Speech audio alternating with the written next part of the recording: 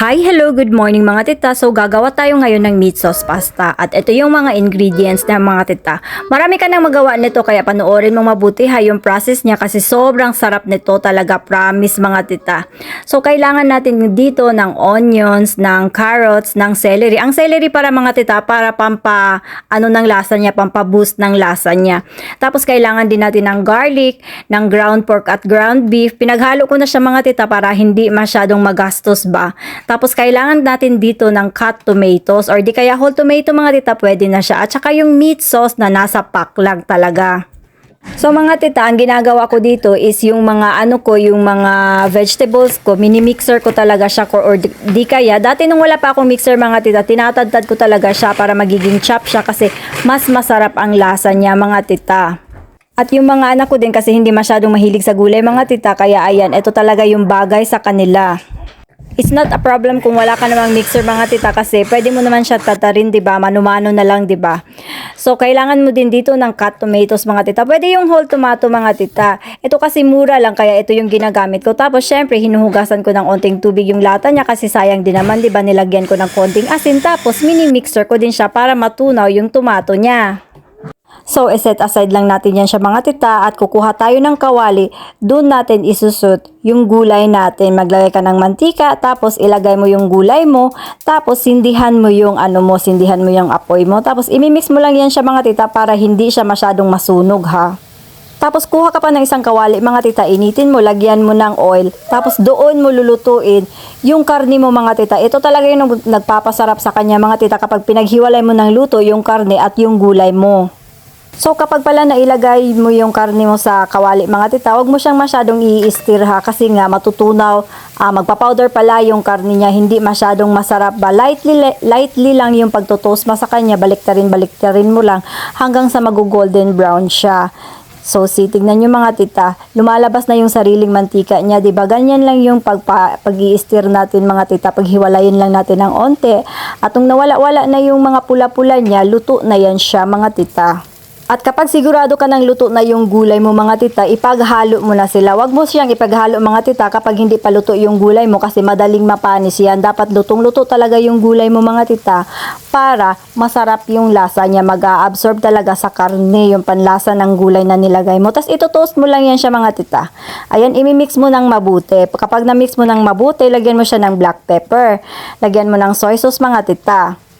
Tapos lagyan din natin siya ng bouillon powder or di kaya consomme powder mga tita kasi isa din ito sa nagpapadagdag ng matinding lasa niya, ng masarap na lasa niya. Tapos imimix mo lang yan siya, wag mo lang masyadong diinan mga tita para hindi magpa-powder yung karne mo. Kapag lumabas na yung mga mantika niya, ibig sabihin okay na yan siya, luto na yan siya, pwede mo na yan lagyan ng sauce mga tita. So lagay na natin yung cut tomatoes na mini-mixer natin, tapos yung meat sauce niya, tapos maglagay din tayo ng ketchup mga tita, pampablend ng lasa at maglagay tayo ng sugar para pampawala ng asim doon sa tomato in cans na nilagay natin. Tapos imimix mo lang siyang mabuti mga tita. Tapos doon sa meat sauce pack na gamit ko mga tita, nilagyan ko siya ng tubig, hinugasan ko siya. Tapos yun yung nilagay kong tubig doon sa sauce ko. Huwag mo siyang lagyan ng tubig mga tita, yun lang yung tubig na ilalagay mo. Hindi mo kailangan maglagay ng madaming tubig mga tita kasi hindi masarap yung lasa niya kapag madaming tubig siya. Meat sauce ang ginagawa natin mga tita, hindi sabaw ha. So imimix mo lang siyang mabuti mga tita, lakasan mo lang yung apoy mo hanggang sa yung mga liquids niya, kukunti yung liquids niya. So magpipitik-pitik yan siya mga tita, magi-splash out yan siya, kaya mag-ingat-ingat kayo mga tita ha, kasi masakit 'di ba kapag napitikan ka kasi nga malakas yung apoy na gamit mo. Tapos imimix mo lang siya mga tita lagi at thoroughly para para hindi masunog kasi nga malakas yung apoy mo, 'di ba? Tapos tikman mo. Kapag medyo unti na yung liquids mo, tikman mo siya mga tita. Kapag hindi na masyadong maasim yung lasa niya, pwede mo na siyang takpan mga tita. Tapos hinaan mo na yung apoy mo. Diyan mo siya tatakpan mga tita. Diyan mo hihinaan yung apoy mo. Pero hindi pa yan siya luto mga tita. It will take 30 to 45 minutes mga tita para maluto mo yan siya. At nag-ready na rin ako mag-boil ng tubig mga tita para sa pasta ko. So balikan ulit natin yung pasta sauce natin mga tita. Kung makikita nyo, lumalabas na yung oil niya sa gilid niya mga tita, 'di ba? So imimix yan natin siya, baka kasi magdukot-dukot doon sa lubot niya. Dapat hindi dumidikit yung sauce mo sa puwitan ng fry pan mo. So tignan mo yun mga tita, lumalabas na yung mantika, 'di ba? Masarap na yan siya mga tita, pero hindi ibig sabihin luto na yan siya. Hindi pa yan siya luto mga tita. Tatakpan ulit natin, tapos imimix-mix lang ulit natin hanggang sa uunti na lang talaga yung liquids niya. Marami pa siyang liquids, 'di ba? Kung makikita mo yung consistency niya, madami pa yan siyang tubig-tubig mga tita. So dapat bawasan pa natin siya. So mga tita, it will take time para makapagluto ka ng masarap na meat sauce talaga. So mag-prepare tayo ng eggplant mga tita, kasi mas masarap ang pasta sauce kapag may eggplant siya. Promise mga tita, gayahin mo to kasi isang idea din to para sa meat sauce pasta mo. Grill mo lang yung talong mga tita sa kawaling may onting mantika at okay na yan siya. So balikan ulit natin yung pasta natin mga tita. Tignan mo, nawala-wala na yung tubig niya mga tita, 'di ba? Pumapaibabaw na yung mantika niya at yung karne niya. So ibig sabihin okay na yun mga tita. Kaya pwede ka nang magluto ng pasta mo.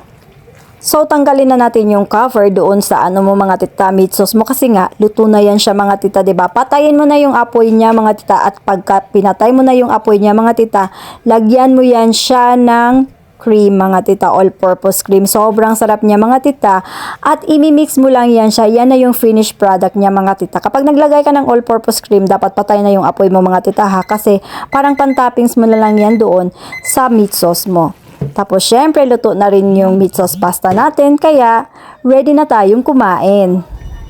At dahil nga choosy ang mga miyembro ng pamilya ko mga tita, ganito ang ginagawa ko. Iba-iba kami ng pasta mga tita. So, itong isa, ito yung nilalagyan ko ng talong mga tita. Itatap mo lang yan siya dyan, o 'di ba? So, maganda na yung design niya. So, ito naman mga tita, is sauce lang yan siya. Walang ibang nilalagay, sauce lang talaga. So, ganito na yung itsura niya mga tita. O, diba? Ang ganda-ganda niya. Presentable siya. Parang nasa restaurant ka mga tita. Tapos, ito naman may cheese. Tapos, ito naman yung plain, diba? So, diba? Effort kung effort mga tita. At least, masarap yung mga niluluto mo.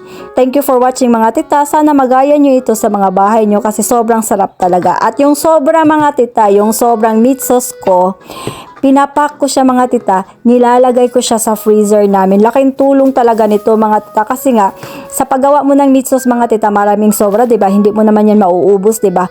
Pwede mo yang gawing pang-ulam mga tita. Sa next video natin mga tita, ituturo ko kung paano gagawing ulam ang meat sauce nyo. So thank you for watching mga tita. Lagay lang natin sa freezer yan, and thank you. Bye-bye.